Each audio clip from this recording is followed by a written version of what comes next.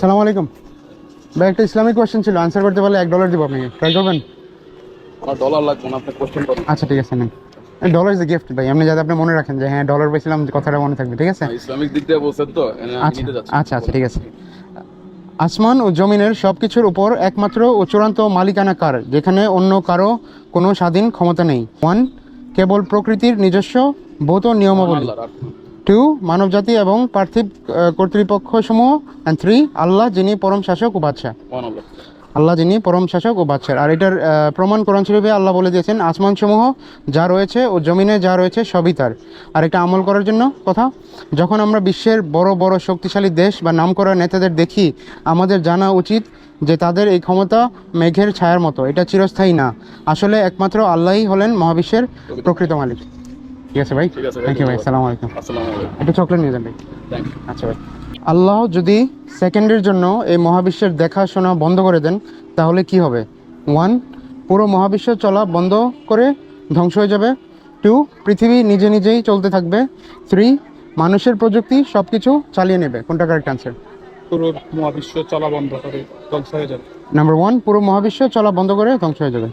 Thank you ভাই, এই যে আপনার ডলার। আর এটার প্রমাণ আল্লাহ কোরআনে সূরা আল বাকারাতে বলে দিয়েছেন, আর এ দুটির আসমান ও জমিন রক্ষণাবেক্ষণ তাকে ক্লান্ত করে না।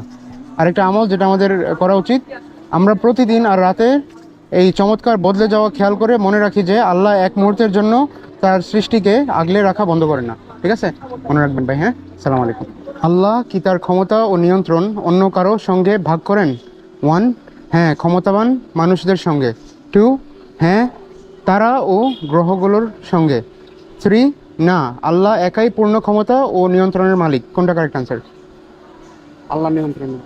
নাম্বার 3, না আল্লাহ একাই পূর্ণ ক্ষমতা ও নিয়ন্ত্রণের মালিক। জি ভাই, আপনার জন্য $1। আর এটার প্রমাণ কোরআন শরীফে আল্লাহ তাআলা বলে দিয়েছেন সূরা আল আনআমে, আর গায়েবের চাবি তারই কাছে রয়েছে, তিনি ছাড়া অন্য কেউ তা জানে না। স্থল ও সমুদ্রের অন্ধকার সমূহে যা কিছু আছে তা তিনি অবগত রয়েছেন, তার অজানায় একটি পাতাও পড়ে না। আরেকটা রিমাইন্ডার, চলুন আমরা এই বিশাল মহাবিশ্বের দিকে তাকাই এবং নিজেদের মনে করিয়ে দেই যে এর প্রতিটি কোণা একমাত্র আল্লাহর হুকুমেই চলে। ঠিক আছে, মনে রাখবেন ভাই। হ্যাঁ, আসসালামু আলাইকুম।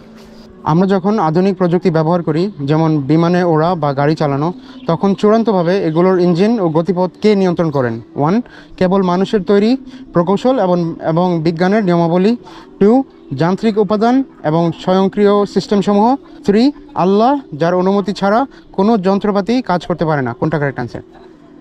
3 নম্বরটা আল্লাহ অনুমতি ছাড়া কোনো যন্ত্রপাতি কাজ দ্যাটস কারেক্ট। 3 নম্বরটা আল্লাহ যার অনুমতি ছাড়া কোনো যন্ত্রপাতি কাজ করতে পারে না। ইয়েস $1।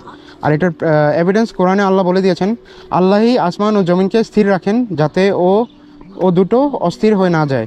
ও দুটো যদি অস্থির হয়ে যায় তাহলে তিনি ছাড়া কে ও দুটোকে স্থির রাখবে? আরেকটা আমল করার কথা, পরের বার আমরা যখন কোনো গাড়ি, বাস বা লিফটে উঠব, আমাদের মনে রাখা উচিত যে আল্লাহই আমাদের জন্য সেই যন্ত্রটিকে নিরাপদ ও সচল রাখছেন। ঠিক আছে ভাই, মনে রাখবেন। হ্যাঁ, আসসালামু আলাইকুম। কে একাই কোনো কিছু ছাড়া এই আকাশ ও পৃথিবী সৃষ্টি করেছেন? 1, ইতিহাসের নেতা ও রাজারা। 2, আল্লাহ যিনি একমাত্র সত্য ইলাহ। আর 3, বিজ্ঞানের রাসায়নিক ও প্রাকৃতিক নিয়ম। জি, নাম্বার 2, আল্লাহ যিনি একমাত্র সত্য ইলাহ। That's the correct answer. আপনার $1। আর এটার প্রমাণ কোরআনে আল্লাহ বলে দিয়েছেন, এই হলেন তোমাদের রব, তিনি ছাড়া কোনো সত্য ইলাহ নেই, তিনি সব কিছুর স্রষ্টা, কাজেই তোমরা তারই ইবাদত করো।